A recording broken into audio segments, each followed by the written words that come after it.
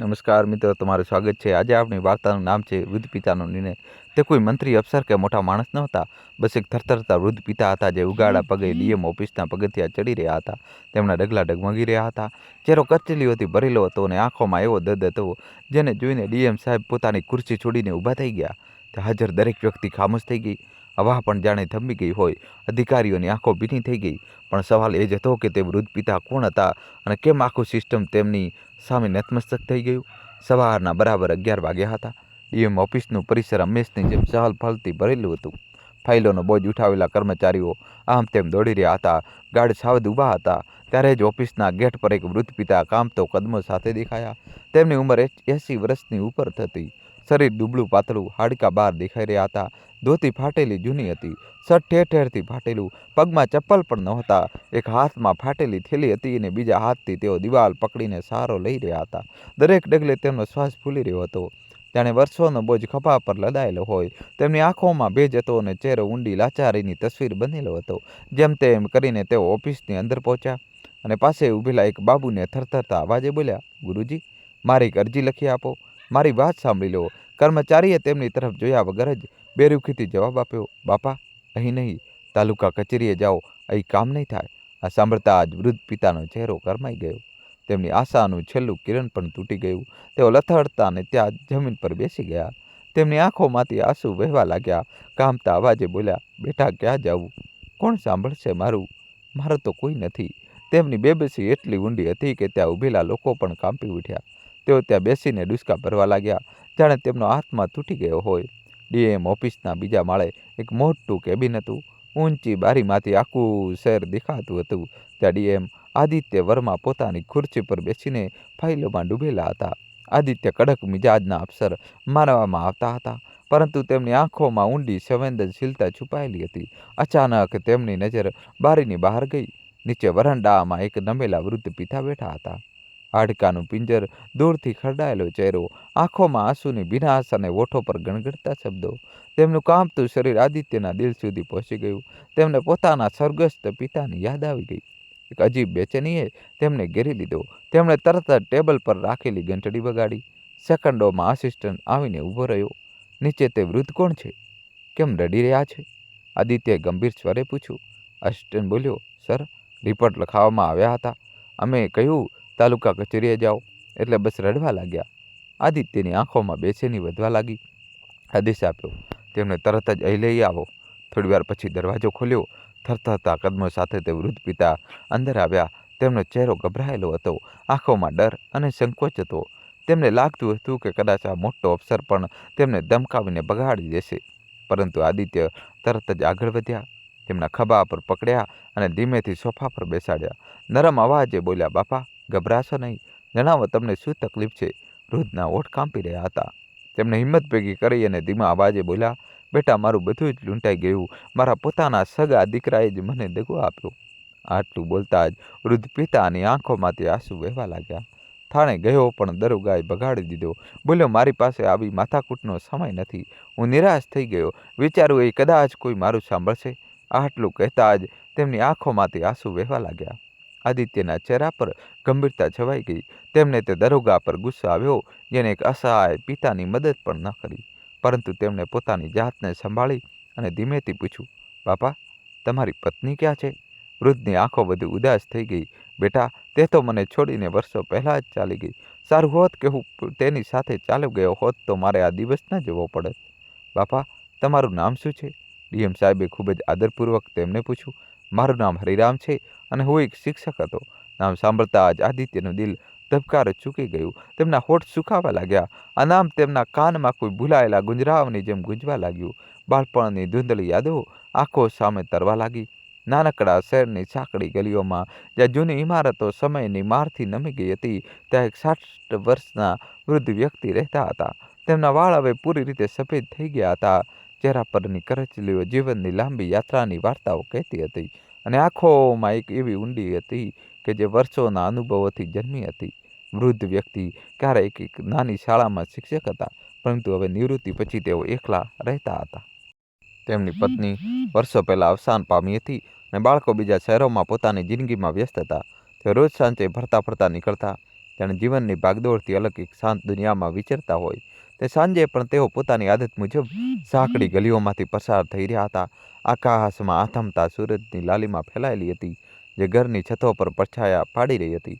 હવામાં હળવી ઠંડક હતી અને દૂરથી કોઈ મંદિરની ઘંટડીઓ વાગી રહી હતી, જે સાંજની શાંતિને વધુ ગાઢ બનાવી રહી હતી.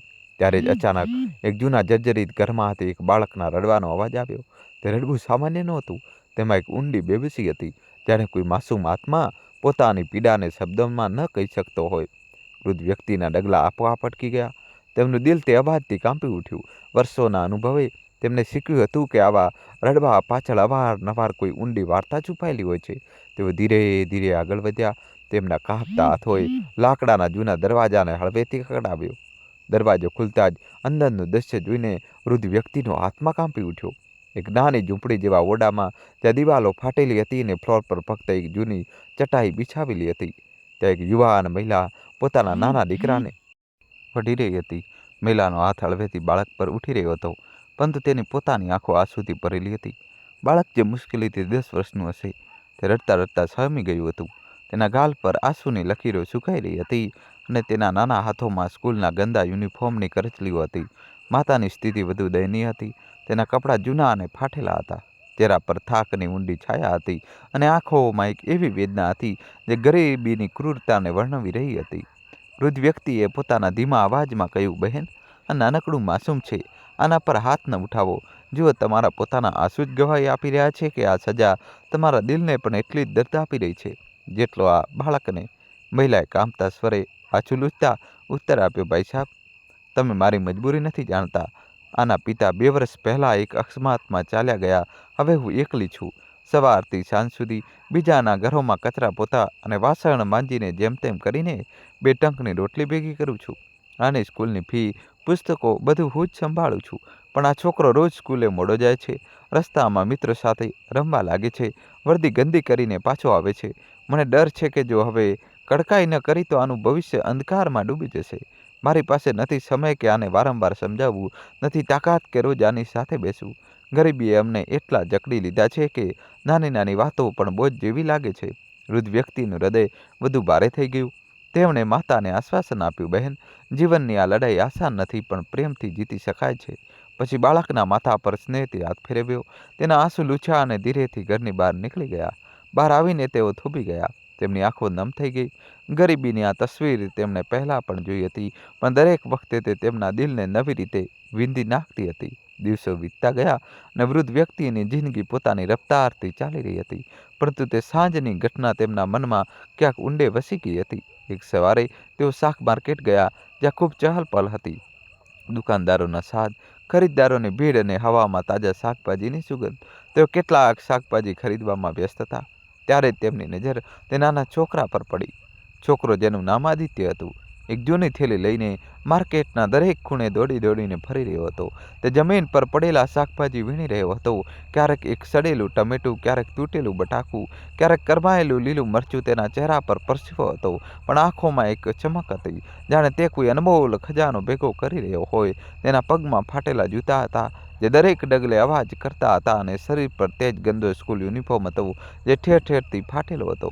થોડીવાર પછી આદિત્યએ રસ્તા કિનારે એક જૂની ચાદર બિછાવી. તેણે પોતાના વીણેલા શાકભાજીને સજાવ્યા. જો કે તે તાજા નહોતા, પણ તેણે તેને સાફ કરીને રાખ્યા હતા.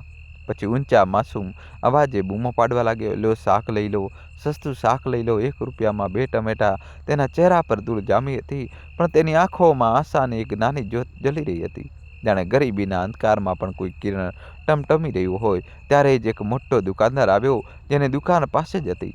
તેને આ નાની લારી પસંદ ન આવી. કદાચ તેના વેપારમાં નડતર લાગતી હતી. તેને ખીજાઈને એક જોરદાર લાત મારી. શાકભાજી રસ્તા પર વેર વિખેર થઈ ગયા. કેટલીક ગાડીઓ નીચે કચડાઈ ગયા. આદિત્યને પણ ધક્કો મારીને પાડી દીધો.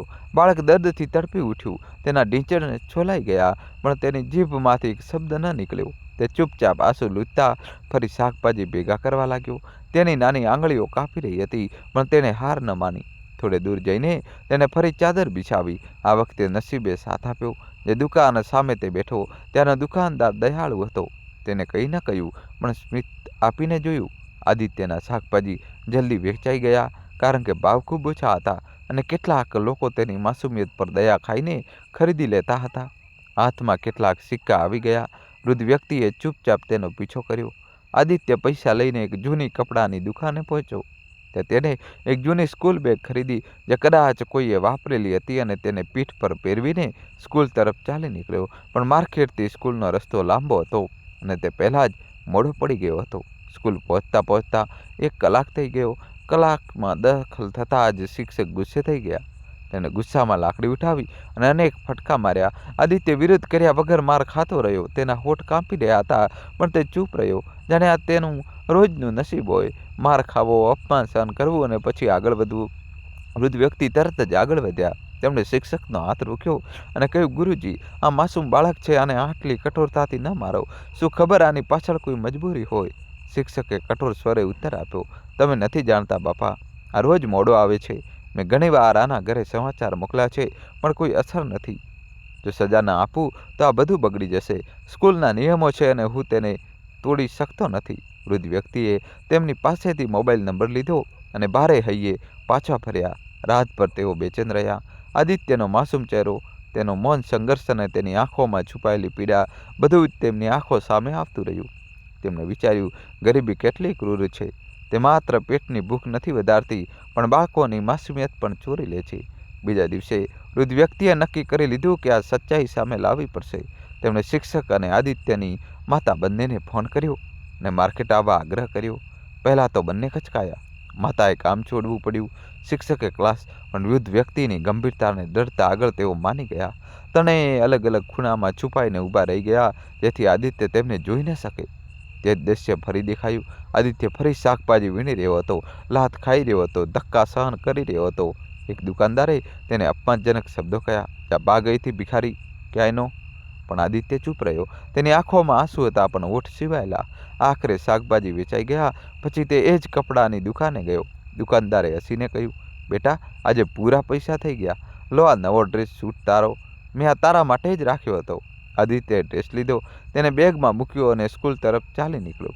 સ્કૂલે પહોંચીને તે સીધો શિક્ષક પાસે ગયો અને બોલ્યો, ગુરુજી, હું ફરી મોડો આવ્યો છું. તમે ચાહો તો મને મારી લો. પણ આ વખતે શિક્ષકની આંખોમાં આંસુ વહી નીકળ્યા. તેમણે લાકડી ફેંકી દીધી અને આદિત્યને ગળે લગાવી દીધો. બેટા, મેં તને ખોટો સમજ્યો, માફ કરી દે. વૃદ્ધ વ્યક્તિએ ધીરેથી આદિત્યને પૂછ્યું, બેટા, આ નવો ડ્રેસ કોના માટે છે? આદિત્યએ કામતા સ્વરે નીચે જોઈને કહ્યું, અંકલ, મારી માતા રોજ મજૂરી કરે છે. તેના કપડાં એટલા જૂના અને ફાટેલા છે કે લોકો તેની મજાક ઉડાવે છે. ક્યારેક કામ મળવામાં પણ મુશ્કેલી પડે છે. મેં વિચાર્યું, આ તહેવાર પર હું મારી માને નવો ડ્રેસ આપીશ. કેટલાક અઠવાડિયાથી રોજ શાકભાજી વેચીને પૈસા જમા કરી રહ્યો હતો. હવે આ ડ્રેસ દરજીને આપીશ, જેથી સીવડાવીને મારી માતાને આપી શકું. હું નથી ઈચ્છતો કે માતાને કોઈ દુઃખ પહોંચે. આટલું સાંભળતા જ માતા જમીન પર બેસી ગઈ અને ચોધાર આંસુએ રડવા લાગી. હે ભગવાન, હું આને નાલાયક સમજતી હતી, ગુસ્સામાં મારતી હતી, પણ આ તો મારા માટે પોતાની ખુશીઓ કુરબાન કરી રહ્યો હતો.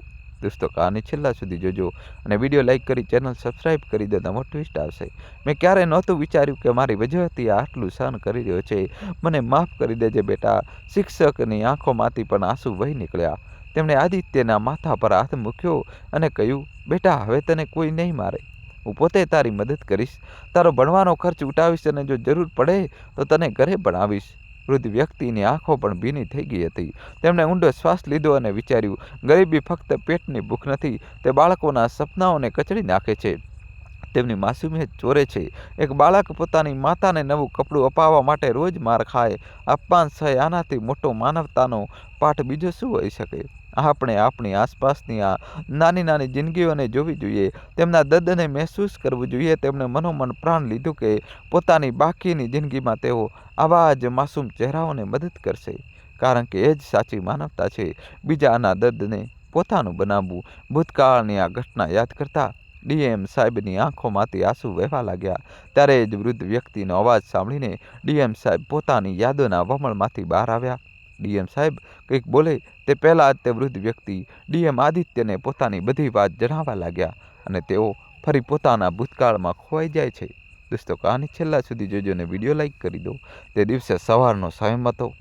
સૂરજની પહેલી કિરણ ધીરે ધીરે શાંતિધામ વૃદ્ધાશ્રમના આંગણાને સોનેરી રંગ આપી રહી હતી. હળવી હવામાં ઝાડના પાંદડાઓ સસરાટ કરી રહ્યા હતા. અને ક્યાંક દૂરથી મંદિરની ઘંટડીઓનો મધુર અવાજ હવામાં તરી રહ્યો હતો. પણ આ શાંત અને સુકૂન ભરેલા માહોલમાં પણ હરિરામજીનું મન અશાંત હતું. તેમની નજર આશ્રમના ભારે લોખંડના ગેટ પર ટકેલી હતી, જાણે તે ગેટ તેમની જિંદગીનો છેલ્લો દરવાજો હોય જે ક્યારેય ખુલશે જ નહીં. તેમની આંખોમાં એક ઊંડી ઉદાસી હતી, પણ ક્યાંક ને ક્યાંક તેમના દિલના કોઈ ખૂણે હજુ પણ એક નાની એવી આશાની ચિંગારી સળગી રહી હતી. દરેક પસાર થતી ગાડીનો અવાજ, પછી તે કાર હોય, મોટરસાઇકલ હોય કે રિક્ષાનો ખડખડાટ અવાજ તેમના દિલમાં એક હળવી હલચલ પેદા કરી દેતી. કદાચ રોહિત આવ્યો હશે, કદાચ મોહિની, અથવા કદાચ મારો વાલો પુત્ર મને લેવા આવ્યો હોય. તેઓ મનોમન વિચારતા, પણ જેવી ગાડી આશ્રમની સામેથી રોકાયા વગર નીકળી જતી, તેમની આંખોમાં વસેલી આશાની ચિંગારી એકવાર ફરી ઝાંખી પડી જતી. તેમના ચહેરા પર નિરાશાની ઊંડી લકીરો ઉભરી આવતી અને તેઓ ચૂપચાપ પોતાની જૂની લાકડાની તૂટેલી ફૂટેલી ખુરશી પર વધુ ઊંડા ખૂંપી જતા. આજનો દિવસ તેમના માટે ખાસ હતો, પણ આ ખાસિયત ખુશીની નહીં, પણ એક દર્દનાક યાદની હતી. આજે બરાબર 2 વર્ષ પૂરા થઈ રહ્યા હતા જ્યારે હરિરામજીને તેમના દીકરા રોહિત અને પુત્રવધુ મોહિનીએ આ વૃદ્ધાશ્રમમાં છોડ્યા હતા. અને સંયોગ જુઓ, 2 વર્ષ પહેલાં આજના દિવસે તેમના પૌત્રનો 5મો જન્મદિવસ હતો. તે દિવસ હરિરામજી માટે એક સોનેરી પળ હતી, જે હવે એક કડવી યાદ બની ગઈ હતી. છેલ્લા 2 વર્ષ પહેલાં તેમના ઘરમાં ખુશીનો માહોલ હતો. હોલને રંગબેરંગી ફુગ્ગા, ઝાલરો અને ફૂલોથી સજાવવામાં આવ્યો હતો. ચારે તરફ હાસ્ય અને ઉત્સાહની લહેર હતી. સંબંધીઓ, પડોશીઓ, મિત્રો બધા ભેગા થયા હતા. નાના નાના બાળકો આમ તેમ દોડી રહ્યા હતા અને તેમના પૌત્રનું માસૂમ સ્મિત દરેકનું દિલ જીતી રહ્યું હતું. હરિરામજી તે દિવસે પોતાને દુનિયાના સૌથી ભાગ્યશાળી દાદાજી સમજી રહ્યા હતા. તેમના પૌત્રએ જ્યારે કેક કાપી અને પોતાની નાની હથેળીથી તેમને કેક ખવડાવી, ત્યારે તેમની આંખો ખુશીથી છલકાઈ ગઈ હતી. વર્ષો પછી તેમને એવું લાગ્યું હતું કે તેમની જિંદગીમાં બધું જ પરિપૂર્ણ છે, પણ તે ખુશીઓનો પડછાયો વધારે સમય ટક્યો નહીં. હરિરામજી પોતાના દીકરા રોહિત અને પુત્રવધુ મોહિની સાથે રહેતા હતા. પરિવાર સુખી હતો, ઘર મોટું હતું અને સુખ સુવિધાઓની કોઈ કમી નહોતી. ત્યાંથી જોતા બધું જ એક આદર્શ પરિવાર જેવું લાગતું હતું. પણ ઉંમરે હવે હરિરામજીને નબળા બનાવી દીધા હતા. ક્યારેક મજબૂત બાંધાના, મહેનતુ અને આખા ગામમાં ઇજ્જતદાર વ્યક્તિ માનવામાં આવતા હતા. તેમણે પોતાની જુવાનીના દિવસોમાં મહેનત કરીને પોતાના પરિવારને સુખી સંપન્ન બનાવ્યો હતો. પણ હવે સમય બદલાઈ ગયો હતો અને તેમનું શરીર થાકી ગયું હતું. ચાલતી વખતે તેમના કદમ લથડી જતા, આંખોને ચશ્માનો સહારો હતો, હાથ કાંપતા હતા, છતાં તેઓ હંમેશા પરિવારને એક સૂત્રમાં બાંધી રાખવાની કોશિશ કરતા. ઘરની એક સારી પરંપરા હતી કે રોજ સાંજે આખો પરિવાર એકસાથે ટેબલ પર બેસીને ભોજન કરતો હતો. હરિરામજી માટે આ સમય સૌથી ખાસ હતો, કારણ કે તે ક્ષણે તેમને લાગતું કે પરિવાર હજુ પણ સાથે છે. એક સાંજ હંમેશની જેમ બધા જમવા બેઠા. રોહિત ત્યારે થાકીને આવ્યો હતો અને ખૂબ જ થાકેલો હોવાને કારણે જલ્દી જમવા લાગ્યો. મોહિનીએ પણ પ્લેટ સજાવી અને પાસે જ તેમનો દીકરો બેસી ગયો. હરિરામજી પણ પાસેની ખુરશી પર આવીને ધીમે ધીમે થાળી ઉઠાવવા લાગ્યા, પરંતુ તેમની નબળી હથેળીઓ ધ્રુજી ગઈ અને થાળી ડગમગી જતા થોડી દાળ ટેબલ પર પડી ગઈ. આ જોઈને મોહિનીએ ધૃણા ભરેલી નજરે તેમની સામે જોયું. રોહિતે પણ અસહજ થઈને શ્વાસ ખેંચ્યો અને કંઈ પણ બોલ્યા વગર ચૂપચાપ જમવા લાગ્યો. બિચારા હરિરામજીને કંઈ કહ્યું નહીં. તેમણે ધ્રુજતા હાથે જેમ તેમ કરીને જમવાનું શરૂ કર્યું, પરંતુ ક્યારેક કોળીઓ કપડા પર પડી જતો હતો, ક્યારેક થોડા ચોખા નીચે ફ્લોર પર પડતા. મોહિનીથી આખરે સહન ન થયું. તે ચીડાતા બોલી, હે ભગવાન, કેટલી ગંદી રીતે ખાય છે. મન થાય છે કે એમની થાળી ટેબલ પરથી હટાવીને કોઈ ખૂણામાં લગાવી દઉં. રોહિતે પત્ની સામે જોયું અને માથું હલાવીને જાણે તેની વાત માની લીધી. હરિરામજીએ બધું સાંભળી લીધું, પરંતુ તેમણે કંઈ કહ્યું નહીં. તેમની છલકાયેલી આંખો બધું બયાન કરી રહી હતી. તેઓ ચૂપચાપ થાળી તરફ જોતા રહ્યા. બીજા દિવસે મોહિનીએ ટેબલના ખૂણામાં એક નાની ચોકી પર હરિરામજીની થાળી લગાવી દીધી. હવે તેમને ત્યાં બેસીને જમવું પડતું હતું. તેમની આંખોમાં આંસુ તરી આવ્યા, પણ દીકરા અને વહુ સામે તેમણે પોતાને સંભાળી લીધા. તેમનો પૌત્ર આ બધું ચૂપચાપ જોઈ રહ્યો હતો. તે દિવસે પણ જ્યારે હરિરામજી ઝૂરતા હાથે જમવા લાગ્યા અને કોળીઓ ક્યારેક આમ તો ક્યારેક તેમ પડ્યો, તેમનો પૌત્ર પોતાની પ્લેટ છોડીને સતત તેમની તરફ જોતો રહ્યો. મોહિનીએ પૂછ્યું, શું થયું બેટા, તું દાદાજીની તરફ કેમ જોઈ રહ્યો છે? જમતો કેમ નથી? બાળક નિર્દોષતાથી બોલ્યો, મમ્મી, હું શીખી રહ્યો છું કે જ્યારે તમે અને પપ્પા વૃદ્ધ થશો ત્યારે હું પણ તમને આવી જ રીતે ખૂણામાં બેસાડીને જમવાનું ખવડાવીશ. આ સાંભળતા જ રોહિત અને મોહિનીના ચહેરા ઉતરી ગયા. બાળકની નિર્દોષતાએ તેમનો અરીસો બતાવી દીધો હતો. રોહિત તરત જ ઉઠીને તેના પિતા હરિરામજી પાસે ગયો. તેમને સહારો આપીને કહ્યું, પણ આ બધું નાટક કરી રહ્યો હતો, કારણ કે તે પોતાના નાના દીકરા સામે પોતાને ખોટી સાબિત કરવા માંગતો ન હતો. પિતાજી, તમે મારી સાથે ટેબલ પર બેસો, તમારા વગર આ ટેબલ અધૂરું છે. મોહિની પણ દોડીને પાણીનો ગ્લાસ લાવી અને આંખોમાં આંસુ ભરીને બોલી, પિતાજી, મારાથી બહુ મોટી ભૂલ થઈ ગઈ. હવે ક્યારેય આવું નહીં થાય. પરંતુ આ બધું મોહિનીની એક ચાલ હતી, જેને હરિરામજી સમજી શકતા ન હતા. હરિરામજી આંસુથી ભીંજાયેલી આંખોએ દીકરા અને વહુને જોયા. કંઈ બોલ્યા નહીં, બસ હલવું સ્મિત આપ્યું અને ચૂપચાપ ટેબલ પર આવીને બેસી ગયા. જન્મદિવસના થોડા દિવસ પછી રોહિત અને મોહિનીએ હવે આફ્રિકા ફરવાનો પ્લાન બનાવ્યો. હરિરામજી તે દિવસ યાદ આવ્યો જ્યારે રોહિતે તેમની સામે બેસીને ખૂબ જ બનાવટી પ્રેમ અને ચિંતાભર્યા લેખામાં કહ્યું હતું, પિતાજી, અમે લોકો 1 મહિના માટે આફ્રિકા જઈ રહ્યા છીએ. હવે તમે ઘરે એકલા કેવી રીતે રહેશો? તમારી દેખરેખ કોણ કરશે? જો તમને કંઈ થઈ ગયું તો? હરિરામજીએ ચૂપચાપ પોતાના દીકરાની વાતો સાંભળી હતી. તેમના મનમાં એક અજીબ બેચેની હતી, પરંતુ તેમણે કંઈ કહ્યું નહીં. રોહિતે આગળ કહ્યું, પિતાજી, બસ 1 મહિનાની તો વાત છે. તમે શાંતિધામ વૃદ્ધાશ્રમમાં રહી લો. ત્યાં તમારી ઉંમરના લોકો હશે, તમે વાતો કરશો, સમય સારો પસાર થશે. અમે વળતા જ તમને ઘરે લઈ આવીશું. હરિરામજીનું દિલ તે ક્ષણે તૂટી ગયું હતું, પરંતુ દીકરાના ચહેરા પર ખોટી ચિંતા અને બનાવટી પ્રેમ જોઈને તેમણે મન મનાવી લીધું. ઠીક છે, તેમણે વિચાર્યું, બાળકો જરા દુનિયા જોઈ લે, પાછા આવશે ત્યારે મને પોતાની સાથે લઈ જશે. તે આશા સાથે તેમણે આશ્રમમાં પગ મૂક્યો, એવું વિચારીને કે આ બસ એક અસ્થાયી રોકાણ છે. પરંતુ તે 1 મહિનો ક્યારેય પૂરો જ ન થયો. રોહિત અને મોહિની આફ્રિકાથી પાછા આવ્યા, પરંતુ હરિરામજીને લેવા ક્યારેય ન આવ્યા. પહેલે અઠવાડિયે હરિરામજીએ ધીરજ રાખી. દરરોજ તેઓ આશ્રમના ગેટ પર બેસીને રાહ જોતા. દરેક પસાર થતી ગાડીનો અવાજ તેમના દિલને બેચેન કરી દેતો. પછી એક દિવસ હિંમત ભેગી કરીને તેમણે રોહિતને ફોન કર્યો, અરે પિતાજી, અમે તો પાછા આવી ગયા, પણ ઘરના સમારકામનું કામ શરૂ કરાવી દીધું છે. રોહિતે બીજી તરફથી કહ્યું, તમે તો જાણી લો, દિવાલોમાં ભેજ અને તિરાડો કેટલી વધી ગઈ હતી. ધૂળ માટીમાં તમને તકલીફ થશે. બસ કામ પૂરું થઈ જાય પછી અમે તમને ઇજ્જત સાથે ઘરે લઈ આવીશું.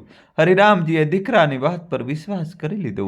ઠીક છે, તેમણે વિચાર્યું, સમારકામનું કામ થઈ જવા દો, પછી બધું ઠીક થઈ જશે. પરંતુ તે સમારકામનું કામ મહિનાઓ સુધી ખેંચાતું ગયું. 3 મહિના વીતી ગયા, પછી 6 મહિના, અને હવે તો આખું 1 વર્ષ થવા આવ્યું. દર વખતે જ્યારે હરિરામજી ફોન કરતા, ત્યારે તેમને એક નવું બહાનું સાંભળવા મળતું. ક્યારેક બજેટની તકલીફ, ક્યારેક કડિયો ના આવ્યો, ક્યારેક કામ હજુ અધૂરું છે. આશ્રમના બીજા વૃદ્ધ સાથીઓ તેમને વારંવાર સમજાવતા, હરિરામભાઈ, હવે તારે સત્ય સ્વીકારી લેવું જોઈએ. આ બધું બહાના છે. રોહિત અને મોહિની તને લેવા નહીં આવે. શરૂઆતમાં હરિરામજી આ વાતો પર ગુસ્સે થઈ જતા. ના, મારો રોહિત એવો નથી. તે મારો દીકરો છે, મારા વગર રહી શકતો નથી. તેઓ પોતાના દીકરાનો બચાવ કરતા પોતાની આશાને મજબૂતીથી પકડી રાખતા. પરંતુ સમયની સાથે સાથે તે આશા રેતીની જેમ તેમના હાથમાંથી સરકી ગઈ. દરેક ફોન કોલ, દરેક બહાનું, દરેક ખાલી વાદો તેમના દિલમાં એક નવી ઈજા જોડતો ગયો. હવે તેમના મનને માની લીધું હતું કે કોઈ તેમને લેવા નહીં આવે. હવે દરરોજ સવારે ગેટ પર બેસવું હરિરામજીની જિંદગીનો હિસ્સો બની ચૂક્યો હતો. આ રાહ હવે આશા કરતાં વધારે એક આદત હતી. લોખંડનો ગેટ જે ક્યારેક તેમના માટે એક નવી શરૂઆતનું પ્રતીક હતો, હવે તેમના જીવનનું એક કઠોર સત્ય બની ચૂક્યું હતું. ભારે બંધ અને તેમની દુનિયાને હંમેશા માટે બહારથી કાપી નાખનારો. હરિરામજીની આંખો હવે પણ ગેટ તરફ ટકેલી રહેતી હતી, પરંતુ હવે તેમાં પહેલાં જેવી ચમક નહોતી. તેમની નજર ખાલી હતી, જાણે તે ગેટને નહીં પરંતુ પોતાની જિંદગીની ખોવાયેલી પળોને જોઈ રહ્યા હોય. તેઓ વિચારતા, શું ભૂલ હતી મારી? મેં તો મારા દીકરા માટે બધું જ કર્યું. તેનો અભ્યાસ, તેના લગ્ન, તેનું ઘર, બધું મેં જ તો સંભાળ્યું. તો પછી કેમ આજે હું અહીં છું? આશ્રમના બાકીના વૃદ્ધોની જેમ હરિરામજી પણ હવે ધીરે ધીરે આ સત્ય સ્વીકારવા લાગ્યા હતા કે આશ્રમ જ હવે તેમનું છેલ્લું ઠેકાણું છે. પરંતુ તેમ છતાં ક્યાંક તેમના દિલના કોઈ ખૂણામાં એક નાનું બાળક હજુ પણ રાહ જોઈ રહ્યું હતું. કદાચ એક દિવસ તે ગેટ ખુલે અને તેમનો રોહિત તેમને ગળે લગાવીને કહે, પિતાજી, ચાલો હવે ઘેર જઈએ. પરંતુ તે ગેટ ક્યારેય ન ખુલ્યો અને હરિરામજીની રાહ શાંતિધામના તે ભારેખમ લોખંડના ગેટની જેમ એક ઠંડુ, સ્થિર અને અંતન સત્ય બનીને રહી ગઈ. તે દિવસે રવિવારની શાંતિમાં માત્ર પક્ષીઓનો કલરવ અને હળવા પવનનો સસરાટ જ સંભળાઈ રહ્યો હતો. પરંતુ આ શાંત વાતાવરણમાં હરિરામજીનું મન એક તોફાનની જેમ ઉથલપાથલ મચાવી રહ્યું હતું. તેમની આંખો જે અત્યાર સુધી આશ્રમના ભારેખમ લોખંડના ગેટ પર ટકેલી રહેતી હતી, આજે કંઈક વધારે જ બેચેન હતી. આ તેમની રોજની આદત હતી. દરેક રવિવારે સવારે તેઓ તે ગેટ પાસે પોતાની જૂની લાકડાની ખુરશી પર બેસી જતા અને સૂરજ આથમવા સુધી તે જ ગેટને તાકતા રહેતા. દરેક પસાર થતી ગાડી, દરેક હોર્નનો અવાજ, દરેક વટે માર્ગોની આહટ તેમના દિલમાં એક નાની એવી આશા જગાવી દેતી હતી. પરંતુ તે ગાડી જેની તેઓ રાહ જોતા હતા ક્યારેક આવતી નહોતી. આજનો દિવસ તેમની માટે વધુ ખાસ હતો અને આ ખાસિયત તેમના દિલને વધુ ભારે કરી રહી હતી. આજે તેમના વહાલા પૌત્ર રોહનનો 7મો જન્મદિવસ હતો. રોહન તેમની જિંદગીની છેલ્લી ખુશી, તેમના શ્વાસનો સહારો. દીકરા રોહિત અને વહુ મોહિની પાસેથી તેમની આશાઓ ક્યારેય મરી ચૂકી હતી, પરંતુ રોહનની નિર્દોષ મુસ્કાન અને તેની નાની નાની વાતો હજુ પણ તેમના દિલને ઊંઘ આપતી હતી. તેઓ બસ ફક્ત એકવાર પોતાના રોહનને આંખ ભરીને જોવા માંગતા હતા, તેની હસી સાંભળવા માંગતા હતા, તેના નાનકડા હાથોને પોતાના ધ્રુજતા હાથોમાં થામવા માંગતા હતા. પરંતુ ગેટ પર બેઠા બેઠા સમય પસાર કરવો આજે તેમના માટે અસહ્ય થઈ ગયો હતો. એક એક પળ સદી જેવી લાગી રહી હતી. કલાકો સુધી રાહ જોયા પછી તેમની ધીરજનો અંત આવ્યો. તે બધું જેને તેમણે છેલ્લા 2 વર્ષોમાં તણખલું જોડીને બનાવ્યું હતું, આજે એક જ ઝટકે તૂટી ગયું. તેમના મનમાં એક હઠીલી જીત જાગી. ના, આજે તો હું મારા રોહનને જોઈને જ રહીશ, ભલે ગમે તે થઈ જાય. હરિરામજી આ સારી રીતે જાણતા હતા કે જો તેઓ પોતાની અસલી ઓળખ સાથે ઘરે જશે તો કદાચ બહુ મોહિનીનો તિરસ્કાર સહન કરવો પડશે. રોહિત પણ કોઈ નવું બહાનું બનાવીને તેમને દરવાજેથી જ પાછા કાઢી લેશે. છેલ્લા 1 વર્ષમાં તેમના ફોન કોલ્સમાં જવાબ મળેલા બહાનાઓએ તેમને આ કડવું સત્ય શીખવા દીધું હતું. ઘરનું સમારકામ, બજેટની તકલીફ, કડીઓના આવવા બધા બહાના તેમના દિલ પર નસ્તરની જેમ ખૂંચી ચૂક્યા હતા. તેઓ નહોતા ઈચ્છતા કે રોહનના જન્મદિવસની આ ખાસ દિવસ મોહિનીની કડવી વાતો કે રોહિતની બેરુખીથી વધુ દુઃખી થઈ જાય. હવે તેમના મનમાં એક વિચાર આવ્યો. કેમને વેશ બદલીને ઘરે જવામાં આવે? જો તેઓ પોતાની ઓળખ છુપાવી લે તો કદાચ તેઓ પોતાના રોહનને દૂરથી જ સાચી એક ઝલક જોઈ શકે. આ વિચાર તેમના મનમાં એક નવી આશાની જેમ ચમક્યો, પરંતુ સાથે જ એક નવો પડકાર પણ લઈને આવ્યો. વેશ બદલવો સરળ નહોતો અને તેનાથી પણ મોટી વાત હતી આશ્રમની બહાર જવાની પરવાનગી લેવી.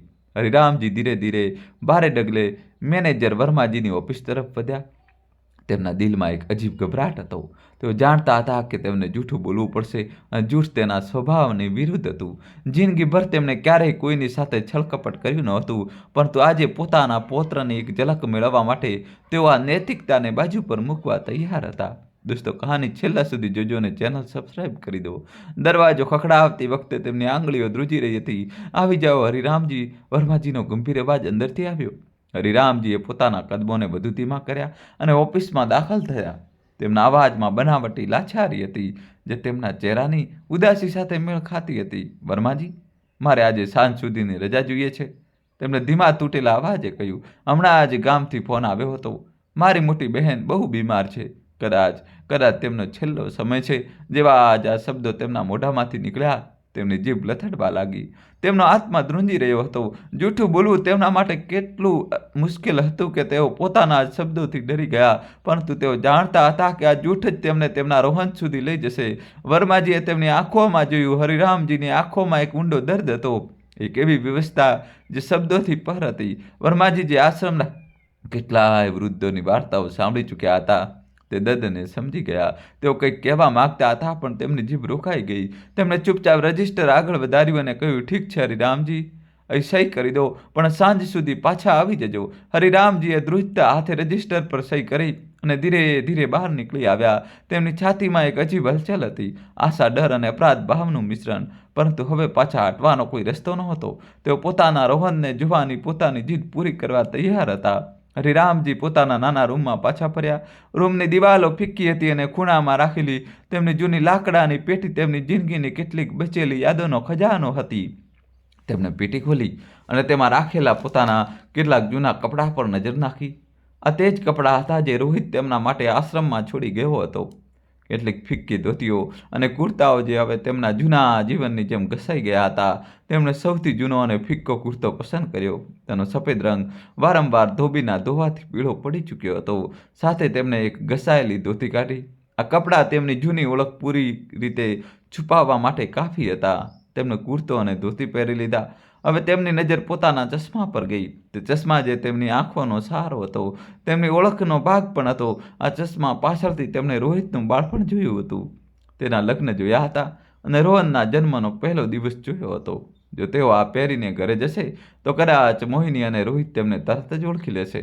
એટલા માટે તેમણે તેને બદલવા હતા. હરિરામજી બાજુના રૂમમાં રહેતા પોતાના મિત્ર રામદીનભાઈ પાસે ગયા. રામદીનનું હાલમાં જ મોતિયાનું ઓપરેશન થયું હતું અને હવે તેઓ પોતાના જૂના જાડા કાચવાળા કાળા ચશ્મા નહોતા પહેરતા. હરિરામજીએ ધીમા અવાજે કહ્યું, રામદીનભાઈ, તમારા જૂના ચશ્મા છે ને? મને જરા એક દિવસ માટે આપી દો. આંખોમાં તડકો બહુ ખૂંચે છે. રામદીને કોઈ પણ સવાલ કર્યા વગર પોતાના જૂના ચશ્મા કાઢીને આપી દીધા. જેવા જ હરિરામજીએ તે જાડા ધૂંધળા ચશ્મા પહેર્યા, તેમની આંખોની ચમક અને તેમની ઓળખ બંને છુપાઈ ગયા. તેમણે અરીસામાં પોતાની જાતને જોઈ. ચહેરો કરચલીઓથી ભરેલો હતો, ગાલ બેસી ગયા હતા અને સફેદ વાળમાં કાળા વાળની ગણતરી ઓછી હતી. તેમણે પોતાની કમરને વધુ ઝુકાવી દીધી, ચાલમાં લાચારી અને ચહેરા પર થાકનો ભાવ લીધો હતો. ધોતીનો છેડો માથા પર નાખીને તેમણે અડધો ચહેરો ઢાંકી લીધો. અરીસામાં હવે જે શકલ દેખાઈ રહી હતી તે તેમની નહોતી. તે એક થાકેલો, તૂટેલો, દુનિયાની ઠોકરો ખાધેલો વૃદ્ધ હતો. પરંતુ હરિરામજી માટે આ વેશ હવે એક કવચ હતું, એક એવું કવચ જે તેમને તેમના રોહન સુધી લઈ જશે. તેઓ જાણતા હતા કે આ વેશ તેમને મોહિનીની કડવી વાતો અને રોહિતની બેરૂખીથી બચાવશે. આ વેશ તેમની મમતાને, તેમના પિતા હોવાના અસ્તિત્વને અને તેમની તે છેલ્લી ઈચ્છાને છુપાવશે. રોહનને એકવાર ફરી જોવાની ઈચ્છા. હરિરામજીએ પોતાના ધ્રુજતા હાથે ધોતીનો છેડો ઠીક કર્યો અને આશ્રમના ગેટ તરફ વધ્યા. તેમના કદમ ધીમા હતા, પરંતુ તેમના દિલમાં એક અજીબ તાકાત હતી. તે તાકાત જે એક દાદાના પોતાના પૌત્ર માટેના પ્રેમમાંથી આવે છે. તેઓ જાણતા હતા કે આ જોખમી હતું. જો તેમની ઓળખ ખુલી ગઈ તો કદાચ તેમને અપમાન સહન કરવું પડે. પરંતુ રોહનની એક ઝલક તેની નિર્દોષ હસી અને તેના નાનકડા હાથોની ઊંઘ માટે તેઓ આ જોખમ ઉઠાવવા તૈયાર હતા. આશ્રમનો એ ભારે લોખંડનો દરવાજો જે અત્યાર સુધી તેમની જિંદગીનું પ્રતીક બની ચૂક્યો હતો, આજે તેમના માટે એક નવી રાહ ખોલી રહ્યો હતો. એ દરવાજો જે તેમની આશાઓને દરરોજ કચડી નાખતો હતો, આજે તેમને એક નવી તક આપી રહ્યો હતો, પોતાના પૌત્રના જન્મદિવસની ઉજવણી જોવાની અને તેની ખુશીમાં સામેલ થવાની. હરિરામજી ઊંડો શ્વાસ લીધો અને ગેટની બહાર કદમ મૂક્યો. તેમની સામે હવે એક અજાણ્યો રસ્તો હતો, પરંતુ તેમના દિલમાં એક જાણીતી મંજિલ હતી. રોહન અને તે મંજિલ સુધી પહોંચવા માટે તે કોઈ પણ હદ સુધી જવા તૈયાર હતા. હરિરામજી હવે હરિરામજી નહોતા, ના રોહિતના પિતા કે ના રોહનના દાદા. તેઓ એક નાનામાં ઓળખ વગરના વૃદ્ધ માણસ હતા, જેને ભીડમાં કોઈ જોતું નથી, કોઈ ઓળખતું નથી. આશ્રમ બહારના લોખંડના ગેટને પાર કરતાની સાથે જ હરિરામજીએ બહારની દુનિયામાં કદમ મૂક્યો. આ દુનિયા તેમના માટે હવે અજાણી હતી. પૂરા 2 વર્ષ થઈ ગયા હતા જ્યારે તેમણે આ ગલીઓમાં પગ મૂક્યો હતો. ઓટોમાંથી ઉતરીને જ્યારે તેઓ પોતાના બહોલામાં દાખલ થયા, ત્યારે તેમનું દિલ કોઈ કેદ પક્ષીની જેમ જોર જોરથી ફફડવા લાગ્યું. આ એ જ ગલીઓ હતી જ્યાં તેમણે રોહિતને સાયકલ ચલાવતા શીખવ્યું હતું. ડાબી બાજુના નાકા પરની હલવાઈની દુકાન, જ્યાં રોહિત બાળપણથી રોજ જલેબી ખાવાની જીદ કરતો હતો. દરેક વળાંક, દરેક દુકાન, દરેક ઘર જાણે કોઈ ભૂલાયેલી વાર્તા બનીને તેમની આંખો સામે જીવંત થઈ ઉઠ્યું. તેમના ઝાંખા ચશ્મા પાછળ યાદોનું એક સાફ સુથરું ચિત્રપટ ચાલી રહ્યું હતું. તેઓ રોહિતને પોતાના ખોળામાં ઉપાડીને આ ગલીઓમાં ફરતા હતા.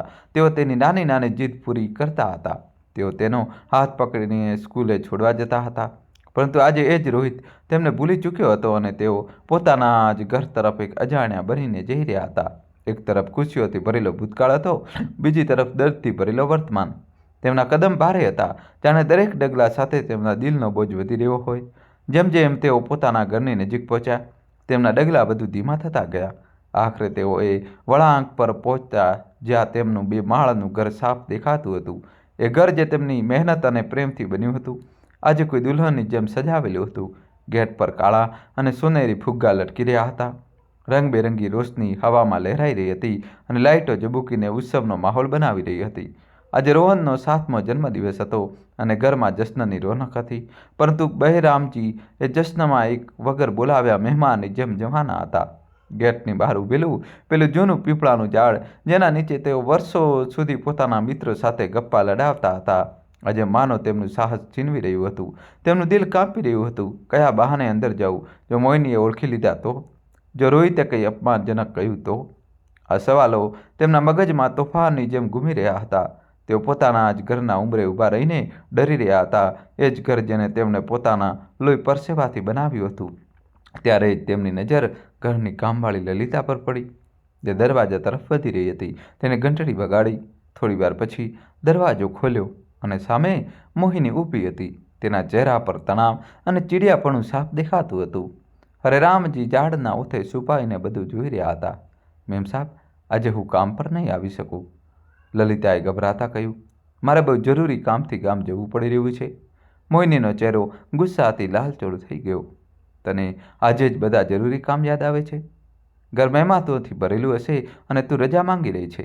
તેના અવાજમાં ખીજ સાફ સંભળાતી હતી. લલિતાએ હાથ જોડીને કહ્યું, મેમ સાહેબ, બહુ જરૂરી છે, નહીંતર હું ક્યારેય રજા ન લેતી. આજે તમે કોઈ બીજાને બોલાવી લો. બીજાને ક્યાંથી લાવું અત્યારે? મોહિનીએ અકળાઈને કહ્યું. પછી જાણે તેને કોઈ યુક્તિ સૂજી હોય તેમ તે બોલી, જો તું નથી આવી શકતી તો તારા સાસુ કે સસરાને મોકલી દે. મારા આજે કોઈ પણ સંજોગોમાં કામવાળું માણસ જોઈએ. આ સાંભળીને હરેરામજીના કાન બહેરા થઈ ગયા. તેમના દિલમાં એક તેજ દર્દ ઉઠ્યું. નસીબની કેવી વિચિત્ર રમત હતી. જે ઘરમાં તેઓ એક પિતા અને દાદા તરીકે જવાની હિંમત નહોતા કરી શકતા, તે જ ઘરમાં એક નોકર તરીકે જગ્યા મળવાની હતી. આ એક તક હતી, પરંતુ આ તક તેમના સ્વાભિમાન પર એક ભારે ઘા પણ હતો. હરેરામજીનું સ્વાભિમાન તેમને પાછળ ખેંચવા લાગ્યું. ના, તેમના મને કહ્યું, આ અપમાન સહન કરીને અંદર કેમ જાઉં? આશ્રમનું એકલવાયા ભણવું પણ આનાથી બહેતર છે. મેં મારા દીકરા માટે બધું જ કર્યું અને આજે મારે મારા જ ઘરમાં નોકર બનીને જવું પડે? તેમની આંખો ભરાઈ આવી, પરંતુ ત્યારે જે ઝાંખા ચશ્મા પાછળ તેમને રોહનનો માસૂમ હસતો ચહેરો દેખાયો. એ ચહેરો જે તેમની આખી દુનિયા હતી, એ હસી જે તેમના દુઃખોને ભૂલાવી દેતી હતી, એ નાનકડો હાથ જે તેમના ધ્રુજતા હાથોને પકડી લેતો હતો. તેમનું દિલ ભરાઈ આવ્યું. મમતાએ તેમના તૂટેલા સ્વાભિમાનને સમેટી લીધું અને તેમને હિંમત આપી. જો મારા રોહનને જોવા માટે મારે નોકર પણ બનવું પડે તો હું બનીશ, તેમણે મનોમન કહ્યું. તેમણે પોતાના આંસુ લૂછ્યા અને ધીમેથી ઝાડના ઓથમાંથી બહાર નીકળી આવ્યા. તેમના કદમ હવે જમીન પર નહીં, પણ તેમના સ્વાભિમાનની રાખ પર પડી રહ્યા હતા. પરંતુ એ કદમ હવે રોકાવાના નહોતા. એક લાંબો ઊંડો શ્વાસ લઈને હરેરામજીએ દરવાજાની ઘંટડી દબાવી. તેમનું દિલ જોર જોરથી ધડકી રહ્યું હતું. દરવાજો ઝડપથી ખુલ્યો અને સામે મોહિની ઊભી હતી. તેની આંખોમાં એ જ અકળામણ હતી જે હમણાં લલિતાને જોઈને દેખાઈ હતી. કોણ? તેનો અવાજ તીખો હતો, જાણે કોઈ તુર તેમના સીનામાં ખૂંપી ગયું હોય. હરેરામજીનો જીવ તાળવે ચોંટી ગયો. તેમણે પોતાનો અવાજ જેટલો બને તેટલો બદલી નાખ્યો અને ધીમા તૂટેલા સ્વરે કહ્યું, હું શાંતિ પ્રસાદ. વાક્ય પૂરું થાય તે પહેલાં જ મોહિનીની આંખોમાં એક ચમક આવી ગઈ. તેને લાગ્યું કે લલિતાએ પોતાના સસરાને મોકલી દીધા. તેના ચહેરા પર તણાવની જગ્યાએ રાહત ફેલાઈ ગઈ. સારું સારું, સમજી ગઈ. ભગવાનનો શુક્ર છે તું આવી ગયો. હું તો પરેશાન થઈ રહી હતી, તેણે ઉતાવળમાં કહ્યું. કંઈ પણ જોયા વગર તેણે હરેરામજીનો હાથ પકડીને અંદર ખેંચી લીધા અને દરવાજો બંધ કરી દીધો. દોસ્તો, કહાની છેલ્લા સુધી જોજો અને વિડીયો લાઇક કરી ચેનલ સબસ્ક્રાઈબ કરી દો. જેવા હરેરામજીએ ઉંબરો ઓળંગ્યો, તેમના ઘરની જાણીતી સુગંધ તેમના દિલ પર અથોડાની જેમ ભાગી. આ એ જ ઘર હતું જેનો દરેક ખૂણો તેમની મહેનત, તેમની મમતા અને તેમની યાદોનો સાક્ષી હતો. સોફા પર પડેલા એ જ કુશન હતા જેની ખોળ તેમણે પોતાની પત્ની સાથે મળીને સીવડાવી હતી. દીવા પર ટાંગેલી એ ઘડિયાળ જેને તેમણે રિટાયરમેન્ટ પછી પોતાની બચતમાંથી ખરીદી હતી. દરેક વસ્તુ તેમને પોકારી રહી હતી, જાણે કહી રહી હોય કે તમે અહીંના માલિક છો. પરંતુ આજે તેઓ આ ઘરના માલિક નહોતા. તેઓ ફક્ત એક વૃદ્ધ નોકર હતા જેને મોહિનીએ ઉતાવળમાં અંદર ખેંચી લીધા હતા. તેમના ડગલા ઘરના હોલમાં વધ્યા અને તેમની આંખો રોહનને શોધવા લાગી. ત્યાં મહેમાનોની ભીડ હતી. બાળકો આમ તેમ દોડી રહ્યા હતા. સંબંધીઓ હસી રહ્યા હતા અને ઘર રોનકથી ઝગમગી રહ્યું હતું. પરંતુ હરેરામજીની નજર ફક્ત એક ચહેરાને શોધી રહી હતી, રોહનનો ચહેરો. એ ચહેરો જે તેમના માટે આ દુનિયાની સૌથી કિંમતી ચીજ હતી. હરેરામજીનું દિલ તેજ ધડકી રહ્યું હતું. તેઓ જાણતા હતા કે હવે તેઓ પોતાના મકસદની ખૂબ નજીક હતા, પણ સાથે જ તેમના મનમાં એક ડર પણ હતો. શું તેઓ રોહનને જોઈ શકશે? શું તેઓ તેની હસી સાંભળી શકશે? અને સૌથી મોટો સવાલ, શું તેઓ આ નોકરના વેશમાં પોતાના પૌત્ર પાસે પહોંચી શકશે, પોતાની ઓળખ છતી કર્યા વગર? હરેરામજીની નજર જેવી દિવાલ પર ટાંગેલી એ મોટા કદની પારિવારિક તસવીર પર પડી, તેમનું દિલ એક પળ માટે થંભી ગયું. તસવીરમાં રોહિત, મોહિની અને તેમનો વહાલો રોહન ત્રણેય હસતા હતા, જાણે દુનિયાની બધી ખુશીઓ તેમના ઘરમાં જ સમાઈ ગઈ હોય. એ તસવીર બહેરામજી માટે એક જૂના પુસ્તક જેવી હતી, જેના પાનાઓમાં તેમની જિંદગીની સૌથી સુંદર યાદો કંડરાયેલી હતી. પરંતુ આજે એ જ તસવીર તેમના સીનામાં એક તીખા દર્દ બનીને ખૂંપી રહી હતી. તેમની આંખો ભીની થઈ ગઈ અને ઝાંખા ચશ્મા પાછળથી આંસુની એક પાતળી ધાર વહી નીકળી. તેઓ એ તસવીરને જોતા રહ્યા, જાણે તેમાં ખોવાઈ જવા માંગતા હોય. એ સમયમાં જ્યારે તેઓ આ ઘરનો હિસ્સો હતા, ત્યારે તેમનું હાસ્ય આ ઘરની રોનક હતું. પરંતુ ત્યારે એ જ મોહિનીના કડક અવાજે તેમની તંદ્રા તોડી. શું થયું? શું જોઈ રહ્યા છો? કામ કરવા જ આવ્યા છો ને? તો ત્યાં ઊભા ઊભા શું કરે છે? તેના અવાજમાં નારાજગી અને અધીરાઈ હતી. તેને રસોડા તરફ ઇશારો કરતા આદેશ આપ્યો, સાંભળ, પહેલાં આ બધા ગંદા વાસણો સાફ કરી નાખ. સિંક ભરેલું પડ્યું છે. પછી શાકભાજી સુધારી લેજે. જલ્દી કર, સાંજે મહેમાનો આવવાના છે. હરેરામજીએ એક શબ્દ પણ ના કહ્યો. તેમનું ગળું રૂંધાઈ ગયું હતું અને તેઓ નહોતા ઈચ્છતા કે તેમનો અવાજ તેમના દર્દને છતો કરી દે. માથું નમાવીને ચૂપચાપ તેઓ રસોડા તરફ વધી ગયા. સિંક ખરેખર વાસણોથી ભરેલું હતું. મોટા વાસણો, ચાના કપ, મીઠાઈની થાળીઓ અને નાસ્તાની પ્લેટો. હરેરામજીએ નળ ખોલ્યો અને પોતાના ધ્રુજતા હાથે વાસણ માંજવા લાગ્યા. ઠંડા પાણીના છાંટાએ તેમના ચહેરાને ભીંજવી દીધો, પરંતુ તેમના દિલનો તાપ એ છાંટા પણ ઠંડો કરી શકતા નહોતા. ત્યારે જ અંદરના ઓરડામાંથી બાળકોના ખિલખિલાટનો અવાજ આવ્યો. એ હસી, એ સોર, એ માસુમિયત હરેરામજી માટે જાણે કોઈ જાદુઈ ધૂન હતી. તેઓ એક પળ માટે રોકાઈ ગયા. તેમના હાથ વાસણો પર સ્થિર થઈ ગયા અને ત્યારે જ જાણે કોઈ તોફાન આવ્યું હોય તેમ એક 7 વર્ષનો નાનકડો બાળક વાદળી શેરવાણી પહેરીને તેજીથી ભાગતો રસોડા પાસેથી પસાર થયો. એ રોહન હતો. તેની ચમકતી આંખો, ગાલ પર પડતા ખંજર અને હસતા ઓઠ. તે કોઈ રાજકુમારીથી કમ નહોતો લાગતો. હરેરામજી જાણે પથ્થરની મૂર્તિ બની ગયા. તેમના હાથ વાસણ પર જામી ગયા અને તેમના શ્વાસ થંભી ગયા. તેમની અંદર એક તીવ્ર ઈચ્છા જાગી, ભાગીને તેને પોતાના બાહુપાસમાં ભરી લઉં, તેના કપાળમાં ચૂની લઉં, તેને ગળે લગાવીને કહી દઉં, જન્મદિવસ મુબારક હો મારા લાલ. પરંતુ તેઓ પોતાની હેસિયત જાણતા હતા. તેઓ દાદા બનીને નહોતા આવ્યા. તેઓ શાંતિ પ્રસાદ હતા, એક સામાન્ય નોકર જેની કોઈ ઓળખ નથી, કોઈ સંબંધ નથી. તેમના આંસુઓનું પૂર તેમની ધોતીના છેડામાં સમાઈ ગયું. તેઓ રોહનને એવી રીતે જોઈ રહ્યા હતા જાણે કોઈ તરસ્યું રણના મેદાનમાં પાણીના એક ટીપા માટે તરસતું હોય. તેમની આંખો તેના દરેક હાવભાવને પી રહી હતી. તેની હસી, તેની ચંચળતા, તેની માસુમિયત. પરંતુ રોહને તેમના પર એક નજર પણ ન નાખી. તે પોતાના રમકડા અને મિત્રોની દુનિયામાં ખોવાયેલો હતો. તે બગીચા તરફ ભાગી ગયો, જ્યાં તેના મિત્રો તેની રાહ જોતા હતા. તેને જરા અહેસાસ નહોતો કે રસોડામાં ઊભેલો એક વૃદ્ધ માણસ તેને પોતાની આખી જિંદગીની જેમ જોઈ રહ્યો હતો. હરેરામજીના પગ જાણે જમીનમાં ગડાઈ ગયા હતા. તેમના દિલમાં એક તોફાન ઉઠી રહ્યું હતું, પરંતુ તેમણે પોતાની જાતને સંભાળી. તેમણે પોતાની આંખો લૂછી અને ફરીથી વાસણ માંજવા લાગ્યા. દરેક વાસણ સાથે તેઓ પોતાના દર્દને, પોતાની મમતાને અને પોતાની લાચારીને ધોઈ રહ્યા હતા. બપોરના સમયે રોહિત ઘરે આવ્યો. તે ફોન પર કોઈ મિત્ર સાથે હસતા હસતા વાતો કરી રહ્યો હતો. હા યાર, સાંજે ચોક્કસ આવજે. ભાભી અને બાળકોને પણ લેતા આવજે. નહીં આવે તો હું નારાજ થઈ જઈશ. તેનું બનાવટી હાસ્ય ઘરમાં ગુંજી રહ્યું હતું. હસતા હસતા તે અંદરની તરફ વધ્યો અને ત્યારે તેની નજર રસોડામાં કામ કરતા હરેરામજી પર પડી. બસ એક પળ માટે ઝૂકેલી કમરે, થાકેલા ખભા અને ફિક્કા કુર્તાને જોઈને રોહિતના દિલમાં કઈ હલચલ થઈ. તેને પોતાના પિતા જેવો કોઈ પડછાયો યાદ આવ્યો. તેના મનમાં એક અજાણ્યું પોતાનાપણું ઉમટ્યું, જાણે કોઈ જૂની યાદ તેને સ્પર્શી ગઈ હોય. પરંતુ બીજી જ પળે તેને માથું ઝટક્યું. આ કેવી રીતે હોઈ શકે? પિતાજી તો આશ્રમમાં છે. હું પણ શું પાગલો જેવું વિચારી રહ્યો છું?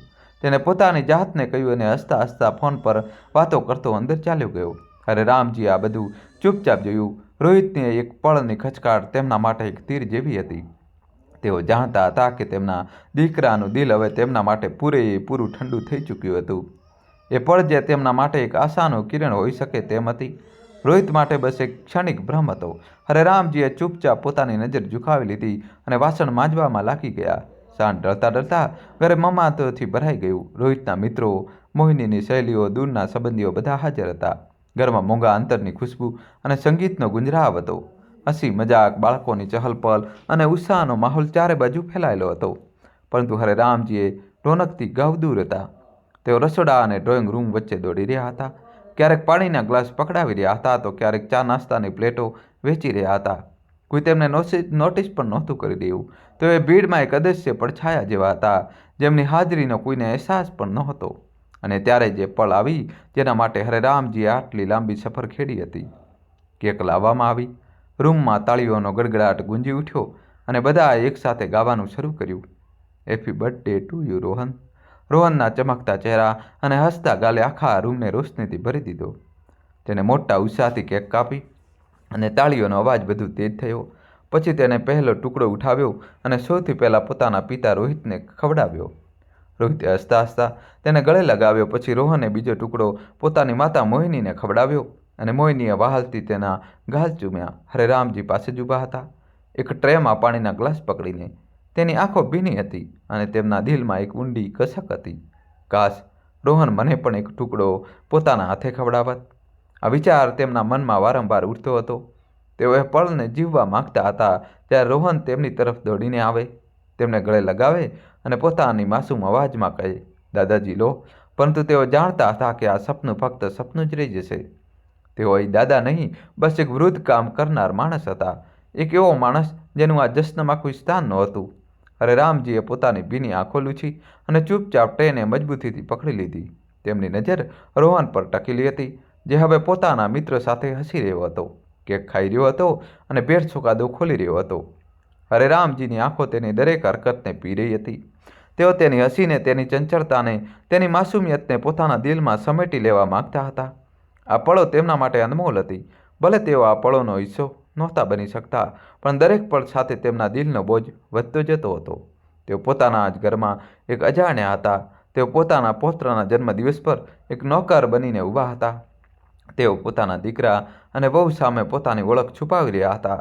આ બધું તેમના માટે એક ભારે બોજ હતો, પરંતુ રોહનની એક ઝલકે એ બોજ હલકો કરી દીધો.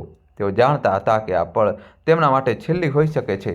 કદાચ તેઓ ફરી ક્યારેય રોહનને આટલા નજીકથી ન જોઈ શકે. અરે રામજી એક ઊંડો શ્વાસ લીધો અને પોતાના કામમાં લાગી ગયા. તેઓ જાણતા હતા કે જલ્દી જ તેમને આ ઘરમાંથી પાછા આશ્રમ લौटવું પડશે, પરંતુ તેમના દિલમાં રોહનની એ મુસ્કાન હંમેશા માટે વસી ગઈ હતી.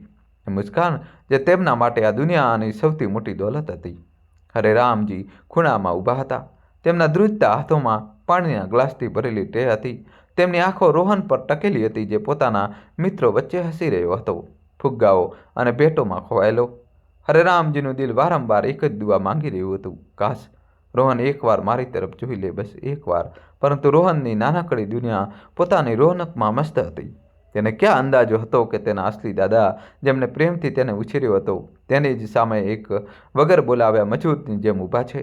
હરે રામજીની નજર રોહનના ચમકતા ચહેરા પર ટકેલી હતી, પરંતુ તેમના કાનોમાં મહેમાનોની હસી મજાક અને સંગીતનો ગુંજરાવ ગુંજી રહ્યો હતો. તેઓ એ જશ્નનો હિસ્સો નહોતા, છતાં તેઓ એ પળને જીવી રહ્યા હતા. રોહનની દરેક હસી, તેની દરેક હરકત તેમના માટે એક અનમોલ ખજાનો હતી. તેઓ એ ખજાનાને પોતાના દિલમાં સમેટી લેવા માગતા હતા, કારણ કે કદાચ આ તેમની છેલ્લી મુલાકાત હતી. ત્યારે એ જ ભીડમાં એક જાણીતો અવાજ ગૂંઠ્યો. આ કમલા આંટીનો અવાજ હતો, તેમની બાળપણની પાડોશણ, જે હરેરામજીના પરિવારની જૂની શુભચિંતક હતી. તેઓ પોતાની આસપાસ નજર દોડાવી રહ્યા હતા, જાણે કંઈક શોધી રહ્યા હોય. પછી અચાનક તેમણે રોહિત તરફ જોઈને પૂછ્યું, અરે રોહિત બેટા, બધા તો એ છે, પણ તારા પિતાજી ક્યાં છે? તેમના વગર તો ઘરનો આ ઉત્સવ અધૂરો લાગે છે.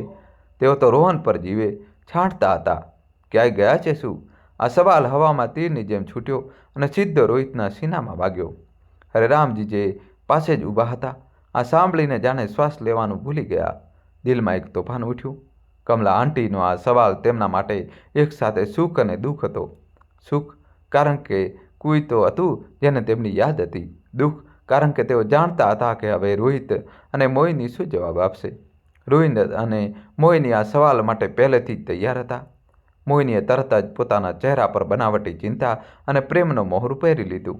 તેને એક હળવી મુસ્કાન સજાવતા કહ્યું, શું કહ્યું કમલા આંટી? પિતાજી તો તીર્થયાત્રા પર ગયા છે. વર્ષોથી તેમની ઈચ્છા હતી ચારધામ કરવાની. અમે તો કહેતા હતા કે પછી જજો, પણ તેઓ માન્યા નહીં. રોહિતે પણ તરત જ વાત પકડી લીધી, જાણે આ બધું પહેલેથી રિહર્સલ કરેલું હોય. તેને માથું હલાવતા કહ્યું, હા આંટી, અમે તો બહુ સમજાવ્યા કે આ ઉંમરે આટલું કષ્ટ કેમ ઉઠાવવું, પણ પિતાજી કહેવા લાગ્યા, બેટા, તમારા લોકો માટે આખી ઉંમર ખર્ચી નાખી, હવે થોડું પુણ્ય પણ કમાઈ લઉં, ખબર નહીં ક્યારે તેડું આવી જાય. હવે તેમની ઈચ્છા હતી વધીને અમારા માટે શું હોઈ શકે? અમે જ બધી બુકિંગ કરાવી છે, કેટલાક મહિના લાગી જ જશે તેમને પાછા ફરતા. રોહિત અને મોહિનીની આ વાત પર મહેફિલમાં તાળીઓ અને વાહવાઈથી ગુંજી ઉઠી. રોહિતનો એક મિત્ર આગળ આવ્યો અને તેની પીઠ થપાવતા બોલ્યો, યાર રોહિત, તું તો સાચે જ આજનો શ્રવણકુમાર છે. આજકાલ કયો દીકરો પોતાના બાપ માટે આટલું વિચારે છે? સલામ છે તને. મહેમાનોની તાળીઓ અને પ્રશંસાના શબ્દો હવામાં તરવા લાગ્યા. રોહિત અને મોહિનીના ચહેરા ગર્વથી ચમકી ઉઠ્યા, જાણે તેઓ ખરેખર કોઈ મહાન કાર્ય કરી રહ્યા હોય. પરંતુ ખૂણામાં ઊભેલા હરિરામજી માટે આ શબ્દો પીગળેલા શીશા જેવા હતા, જે તેમના દિલ અને કાનમાં ખૂંચી રહ્યા હતા. શ્રવણકુમાર, આ નામ સાંભળીને તેમનું દિલ ચલણી થઈ ગયું. જે દીકરાને તેમની ખબર લેવાની ફુરસદ નહોતી, જેણે તેમને 2 વર્ષ પહેલાં આશ્રમ છોડી દીધા હતા, તે દીકરો આજે જૂઠા શ્રવણકુમારનો ખિતાબ મેળવી રહ્યો હતો. હરિરામજીનો હાથમાં જાણે ટુકડે ટુકડે થઈ રહ્યો હતો. તેઓ વિચારી રહ્યા હતા કે આ કેવું પુણ્ય, આ કેવી બુકિંગ. હું તો છેલ્લા 2 વર્ષથી આશ્રમના ગેટ પર તારી રાહ જોઈ રહ્યો છું રોહિત, અને તું અહીં મારા નામે જૂઠાણું ઊભું કરી રહ્યો છે. હરિરામજીના ધ્રુજતા હાથોમાં પાણીના ગ્લાસોથી ભરેલી ટ્રે હતી. શ્રવણકુમારનું નામ સાંભળતા જ તેમના હાથની પકડ ઢીલી પડી ગઈ. તેમના મનમાં ઉઠેલો તોફાન હવે તેમના શરીર પર પણ હાવી થવા લાગ્યો હતો. ટ્રેનું સંતુલન બગડ્યું અને બીજી જ ક્ષણે એક દિલ દ્રવી ઉઠે તેવા જોરદાર અવાજ સાથે ગ્લાસ જમીન પર વિખરાઈ ગયા. કાચના ટુકડા ફર્શ પર ચમકી ઉઠ્યા, જાણે તેમના તૂટેલા દિલના ટુકડાઓનું પ્રતિબિંબ હોય. મહેફિલનું સંગીત અચાનક થંભી ગયું. બાળકોનું હસવાનું રોકાઈ ગયું. મહેમાનોની વાતચીત બંધ થઈ ગઈ.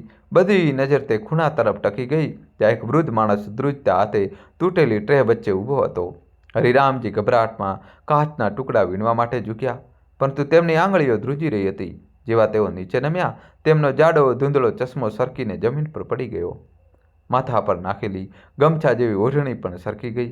હવે તેમના ચહેરા પર કોઈ પડતો નહોતો. તેમની કરચલીઓવાળી ત્વચા, તેમની થાકેલી આંખો અને તેમના સફેદ વાળ બધું જ નગ્ન સત્ય જેમ સામે હતું. રૂમમાં એક પળ માટે મોતના જેવો સન્નાટો છવાઈ ગયો. બધાની આંખો ફાટી રહી હતી. રોહિતનો ચહેરો પીળો પડી ગયો, જાણે તેઓ કોઈ ભૂત જોઈ લીધું હોય. મોહિનીની આંખો આશ્ચર્ય અને ભયથી પોળી થઈ ગઈ. કમલા આંટીએ પોતાની આંખો ચોળી, જાણે તેઓ વિશ્વાસ નહોતા કરી શકતા કે તેમની સામે કોણ ઊભું છે. પિતાજી? રોહિતના અવાજમાં ધ્રુજારી હતી. તે આગળ વધ્યો પણ તેના ડગલા જાણે જમીનમાં જડાઈ ગયા. મોહિનીએ એક ડગલું પાછળ લીધું, જાણે તે આ સત્યથી ભાગવા માંગતી હોય. મહેમાનો વચ્ચે અંદરો અંદર ગણગણાટ શરૂ થઈ ગયો. કોઈ હેરાન હતું, કોઈ શર્મિંદા અને કોઈ આ નાટકને સમજવાની કોશિશ કરી રહ્યું હતું. હરિરામજીએ ધીરેથી માથું ઊંચું કર્યું. તેમની આંખો નમ હતી, પરંતુ તેમાં હવે કોઈ ડર નહોતો. તે સત્ય જે તેઓ છુપાવવા આવ્યા હતા હવે બધાની સામે હતું. તેઓ શાંતિપ્રસાદ નહોતા, તેઓ હરિરામજી હતા, રોહિતના પિતા, રોહનના દાદા અને આ ઘરના અસલી માલિક. તેમની નજર રોહિત પર ટકેલી હતી અને તેમાં ન તો કોઈ ગુસ્સો હતો, ન કોઈ ફરિયાદ, બસ એક ઊંડી ઉદાસી અને એક વણ ઉતર્યો સવાલ હતો. કેમ રોહિત?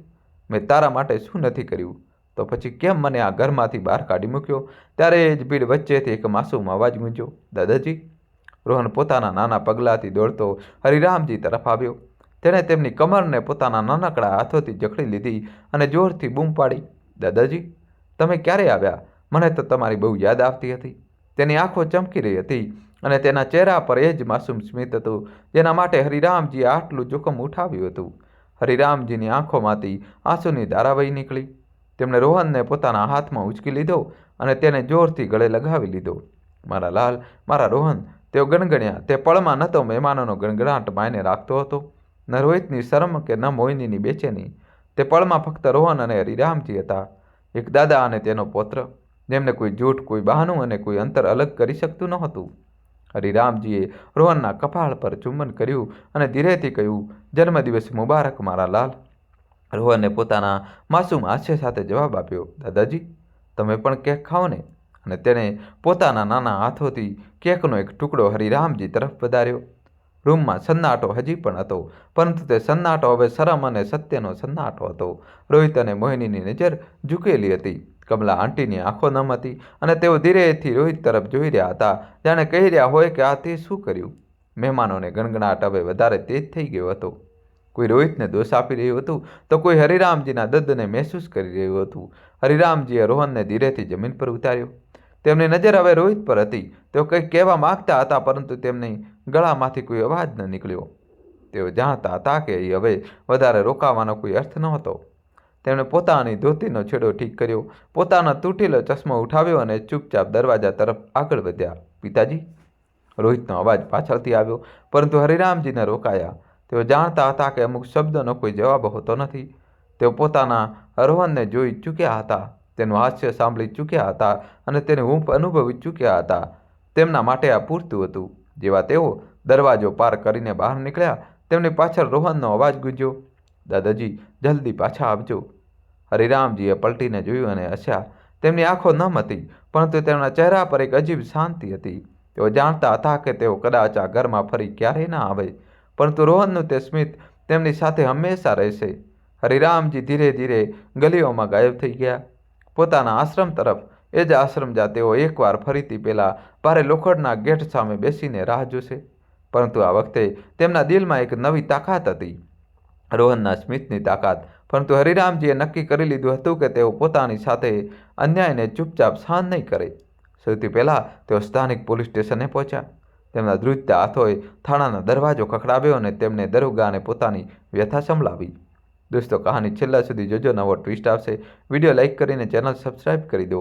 કેવી રીતે તેમના દીકરા અને વહુએ તેમને છેતર્યા, જૂઠું બોલીને વૃદ્ધાશ્રમ મોકલવાનું કાવતરું ઘડ્યું અને તેમના ઘર પર કબજો કરી લીધો. પરંતુ દરોગા, જે કદાચ વ્યસ્ત હતો અથવા તેનો મૂડ ઠીક ન હતો, તેણે તેમની વાતને ગંભીરતાથી ન લીધી. ઉલટું તેણે હરિરામજીને મેણા માર્યા. ડોસા, ઘરનો ઝઘડો ઘરમાં પતાવો, અહીં સમય બગાડો નહીં, અને તેમને ધક્કો મારીને બહાર કાઢી મૂક્યા. હરિરામજીની આંખો નમ થઈ ગઈ, પણ તેમનો ઉત્સાહ ન તૂટ્યો. લંગડાતા અને થાકેલા ડગલા સાથે તેઓ જેમ તેમ કરીને જિલ્લા મેજિસ્ટ્રેટ ડીએમની કચેરીએ પહોંચ્યા. તેમનો શ્વાસ ફૂલી રહ્યો હતો, શરીર થાકથી ચૂર હતું, પણ મનમાં એક આગ સળગી રહી હતી, ન્યાયની આગ. ડીએમ કચેરીમાં ભીડ હતી, પણ હરિરામજીએ હિંમત ના હારી. કલાકોની પ્રતીક્ષા પછી તેમનો વારો આવ્યો. તેમણે ડીએમ સાહેબ સામે પોતાની કહાની સંભળાવી, પોતાના દીકરા અને બહુના વિશ્વાસઘાતની, પોતાના ઘરમાંથી કાઢી મૂકવાની અને પોલીસની બેદરકારીની. તેમના અવાજમાં દર્દ હતું, પણ ગરિમા અને સત્યની તાકાત પણ હતી. ડીએમ સાહેબ, જેમનું નામ આદિત્ય હતું, હરિરામજીની વાત સાંભળીને સતબદ્ધ થઈ ગયા.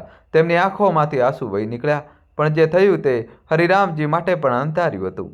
ડીએમ સાહેબ ઊભા થઈ ગયા અને પોતાના હાથ જોડીને હરિરામજી સામે ઝૂકી ગયા.